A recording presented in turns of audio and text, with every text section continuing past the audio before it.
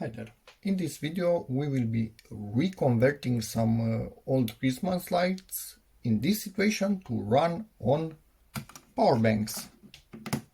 Firstly, we converted them from mains power to run on batteries. And now we are going even further to power banks. So let's get to it.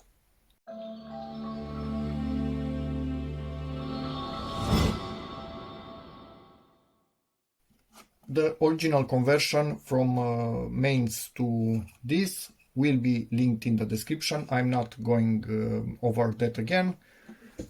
And now let's do the following and open up this this module. Normally it runs on 3 AA batteries, not double AA. That would mean 4 AAs. Anyway, whatever. So this is the case removed, but we need to go even deeper than this.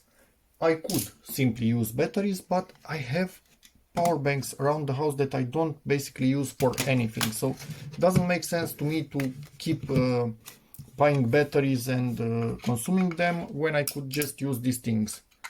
So let's get in here even deeper. I could basically solder to this and to I'm not sure which one of them is the last one.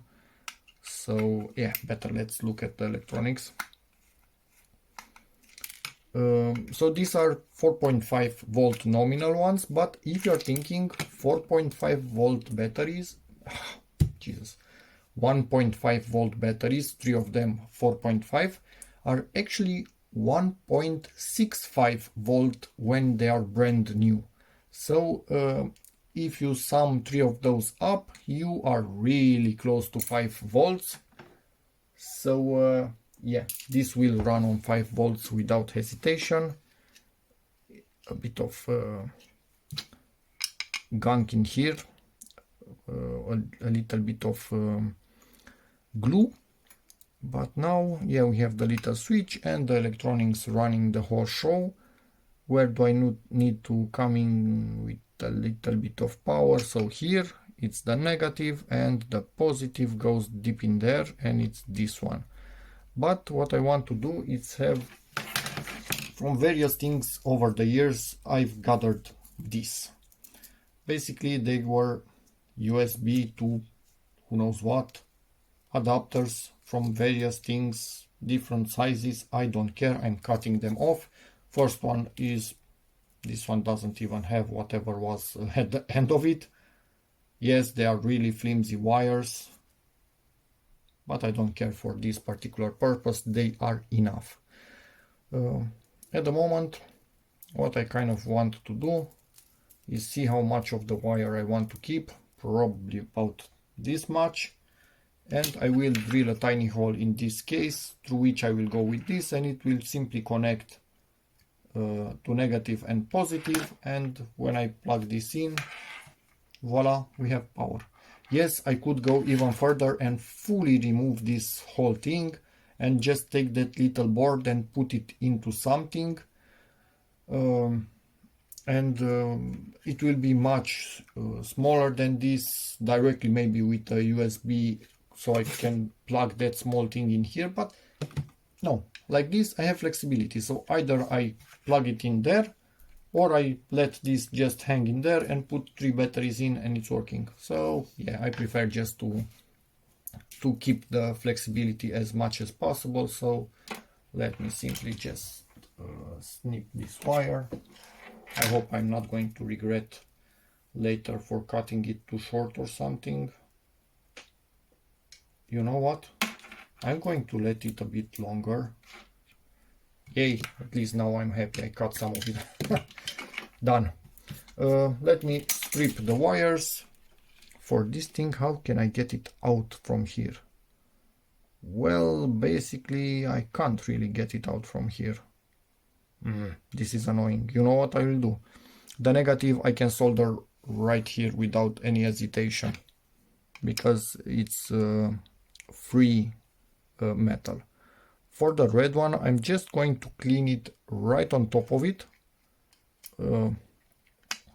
I could actually even lift it from there just a tiny bit to work with it better, but I don't, actually not on top of a metal part.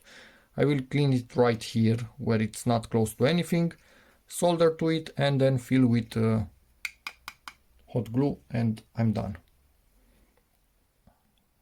It would be a bit janky, but I think we should be good.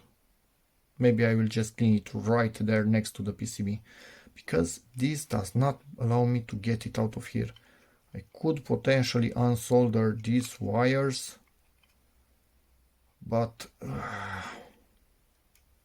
this is a pain in the behind to get out of here with so much hot glue that they put in here. And you don't have enough light. Let's bring more light in here. Now it's better. So yeah, too much hot glue here to get out the PCB, which is kind of annoying.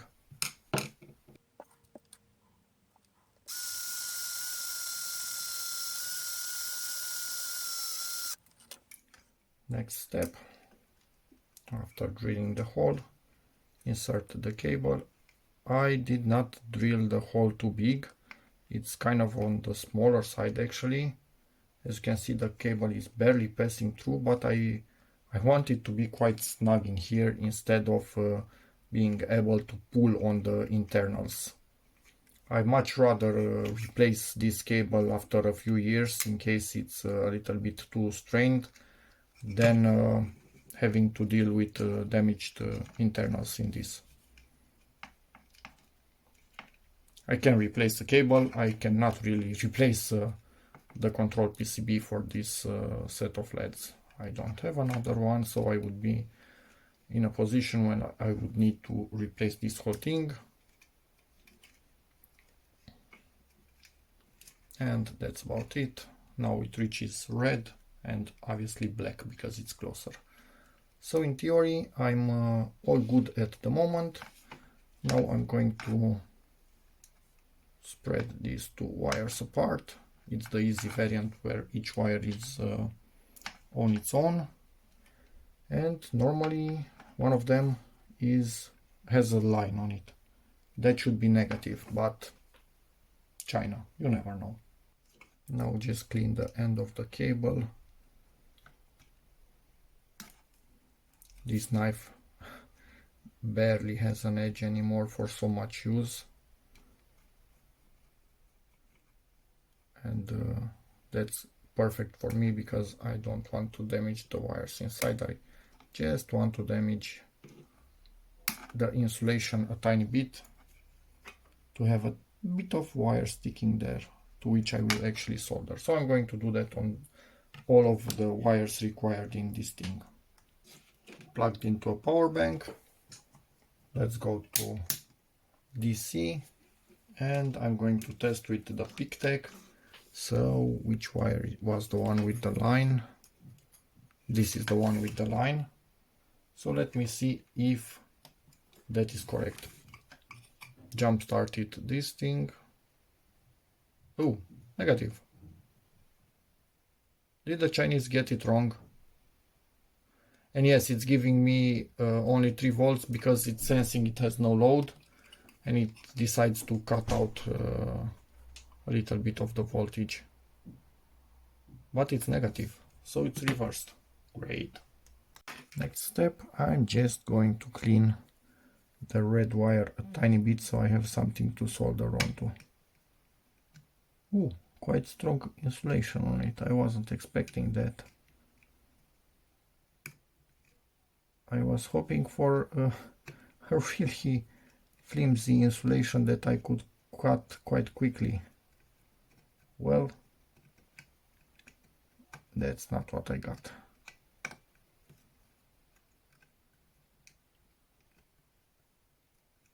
But still managed to go through it, so that's good. We have a little bit of exposed wire right there. Enough for me to solder onto, which is great. For negative, again, I will be soldering at the top of this. Just scratch it a tiny bit so solder attaches to it a bit easier. And yeah, Great. I will solder first the long positive and put hot glue in there to hold everything in place, and then go to the negative on the other side. Really flimsy wires, but for what I need here, they will do the job without a problem. It's not going to be easy for me to show you what I'm doing here. It's also not really going to be easy for me to solder right there on that wire.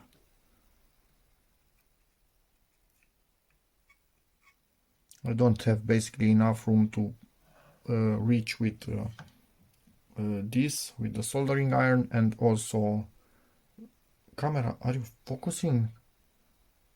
And also put the solder directly in there, so I'm taking solder a bit too much on the soldering iron, and you can see it down there on the wire, which is good enough for what we need. And also, let's see right here, yeah, I've melted the edge just a tiny bit. Shouldn't be an issue, although I don't like it.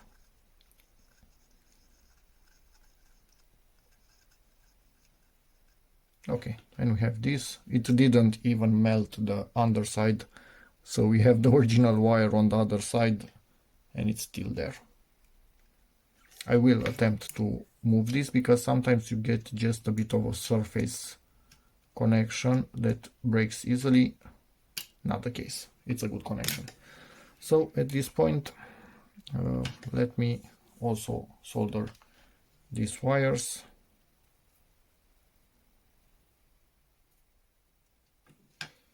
Going to put just a little bit of this shmoo.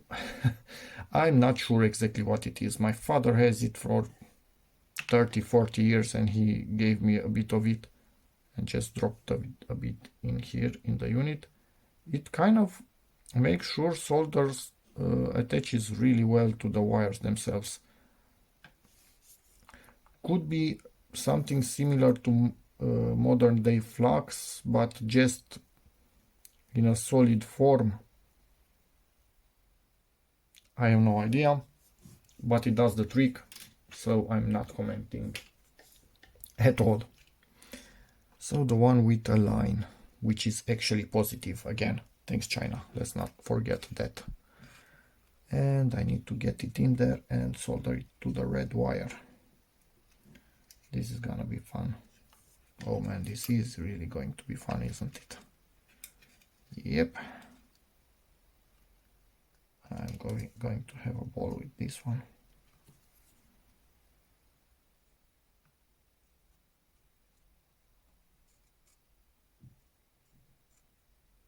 And it's not sitting in there because when I heat it up, the plastic becomes actually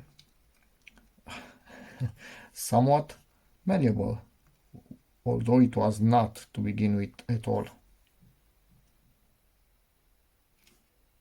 But that's not going to stop us. And we have our connection right there. So my wire is soldered. Let's see if I move this a tiny bit. Is soldered onto the red wire and not touching anything else, which is great. And now what I want to do, pull this back just a tiny bit, push this in, bend the other wire, make sure we have enough room, and also solder this one.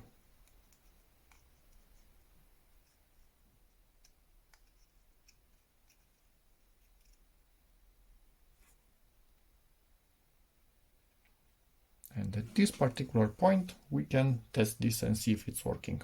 Hopefully it is. If not, maybe some smoke will come out of it.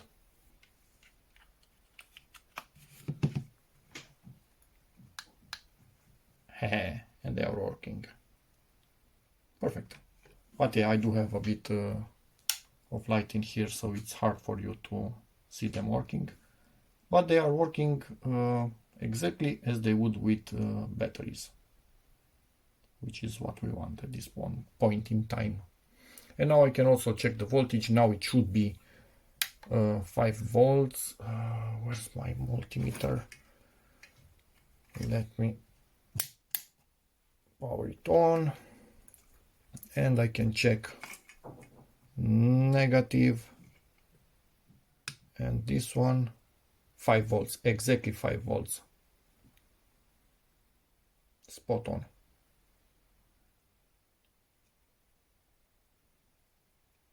And it just dropped. Don't tell me this dropped that much that really, this is not going to stay on. The power bank is going off because this thing's dropped too little. Let me test again without touching anything and see, maybe the multimeter did something that the power bank did not like and it shut off. I hope they don't shut off and this times out because the draw is so low. It's a really low power draw on them, but come on, power bank, stay on. They shut off. What people do to keep this on, it seems they use resistors. 300 ohms, 150 ohms, depends. Various people use various values. I will try with 300 ohms, maybe even with 600 ohms, to use as little as possible from the power banks, because otherwise I'm draining the power banks with the resistor, not with the LEDs themselves. But it is what it is. So 300 ohms first. If it works, try 600 ohms. If it works, even higher, 900 ohms. Until it doesn't work, then I take a step back and stop there. And yeah, that's the minimum consumption that these power banks need to see to remain on. So let me do some tests and get back to you. For the moment, I discovered that 150 ohms keeps this power bank on, so it's 0.16 watts. And if I'm looking on the label on these lights, they are using 2.85 watts, so 0.16 is basically nothing. So we might be onto something. Yes, we are increasing the power draw a tiny bit, but not enough to make my plan totally not work. And now I'm calculating, because I know this particular power bank has 10,000 milliamp hour capacity, but I tested it and it's actually 6,000 at 5 volts, so probably 10,000 at 3.7 plus efficiency goes down to about this, and it means it has 30 watt hour. So 30 watt hour divided by 0.16. It can handle 187 hours of standby. Let's divide this by 24. So basically in about 7 days, almost 8, but let's say 7, this resistor itself will drain the power bank fully. And yeah, that's a bit annoying, because on batteries this thing lasts for a few weeks. So yeah, because the lights go for 6 hours, then enter standby, next day they start again, they go for 6 hours, then they enter standby again. So yeah, but yeah, so in reality I'm thinking I will see about maximum 5 days of use out of this power bank, which is great, but I will keep on charging and recharging, and I don't know if it's worth it at this point. I need to think about it, but I don't know if it's worth it really. A bit more progress on the matter. I tried to measure with this thing. Hopefully still working after I dropped it now. So I tried to measure with this thing the current draw in standby, or while working, or while having one of the resistors connected. Absolutely no chance whatsoever. This cannot register something that low. Let me just attempt to show you. So as you can see, it's powered on. We have this, still shows 0 amps. Power this on, nah. It's literally unable to measure whatever these are drawing, so it's a really small current. which at the end of the day it's quite good. But I also, while playing with this, realized something. This one at least does not power down, so it doesn't care that this is in standby and basically not consuming anything. We can let it sit, and if we power this on, it powers on.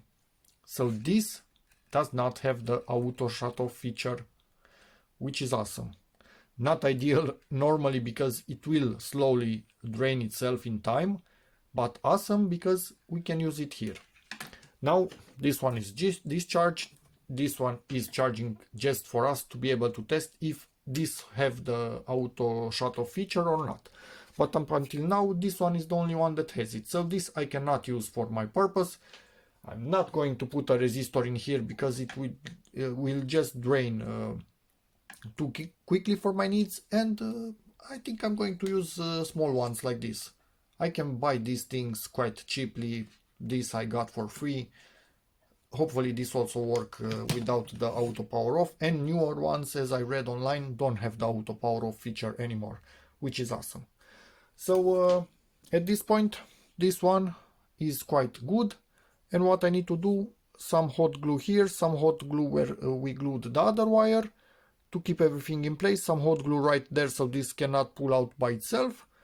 Close it back up and we are done. We are not using batteries anymore, but we can use at any moment batteries by just unplugging this and plugging batteries in.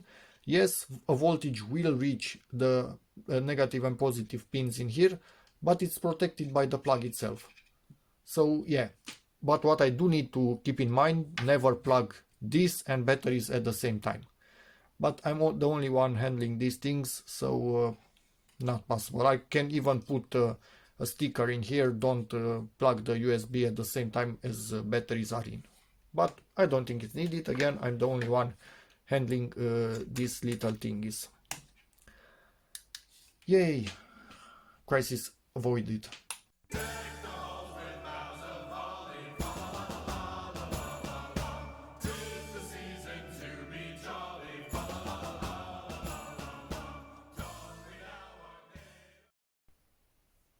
Next, I'm going to do this thing, which is a different type of module, but exactly the same. It had LEDs on it, and I put these things that were on a really vintage Christmas light, basically, although fruits. So yeah, but daughters seem to love it, so not really Christmassy, but anyway, lights. I guess it's good enough for me also. So let me open this thingy up. Internally probably it will be somewhat similar to the other one, but we'll see in a moment.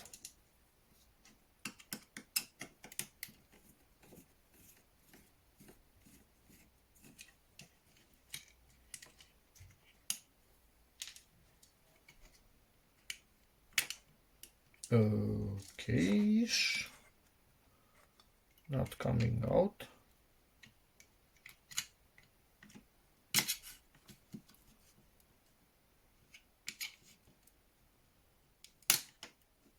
It kind of got a little bit glued in place. Ooh, this seems to be a bit more fancy. But at the end of the day, V minus, V plus. So between those two, we need to come with our little wire, which will again break through here. And yes, most likely these things are not weather resistant anymore. They normally were. This has a seal. The one that I did before also had a seal, but we are using them inside the house. So do I care that it's weather resistant or not? Nope. So let's get to it. Drilled this thing off camera as high as I could, so we go just above the PCB. Now just put this wire through it. Managed to strip the wires. Yes, they are extremely thin, but for what I do here, the current is so low that yeah, it's enough. Now I also checked the polarity. This time the red one is actually positive and the black one is negative. I just need to solder them into their design location, then come with some hot glue, and we are basically kind of done. And soldering is done. Next comes hot glue. Make sure everything stays in place, and we are done with this one also. This goes much quicker. It seems to be somewhat of a better design, if I could say like that. It's always a good idea to test something before hot gluing in place. So yeah, these ones are obviously working from the power bank without any issues whatsoever. So that's great. But this particular model seems to be a bit dimmer than the other one. If I'm looking, the LEDs are working on this one at 0.045 watts and on the other one at 0.06 watts. So these are being driven a bit less and are also warm white. Thoroughly hot glued in place. This will never ever move out of here. Hot glue is still a bit wet, so you can still see it wiggling inside. When it dries up, that will not wiggle at all anymore. So yeah, at this point I'm going to put this on, make sure it still goes on while the hot glue is still a bit wet. But yeah, we are kind of done.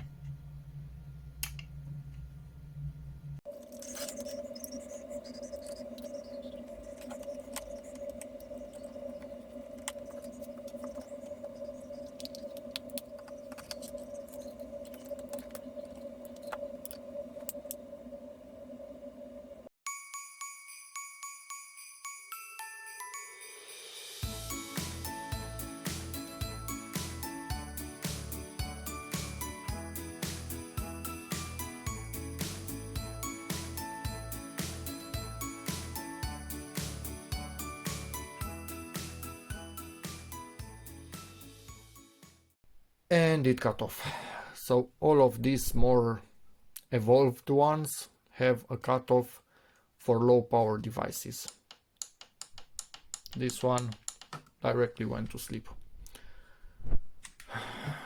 I need to find some of these simpler ones without any button on them, as they seem to don't care about low power draw and they just keep on powering the connected device, and my phone did not focus at all. Anyway, there's that. So I need the fourth power bank that's simple enough to keep this going. Sadly, I don't have one at the moment. It is what it is.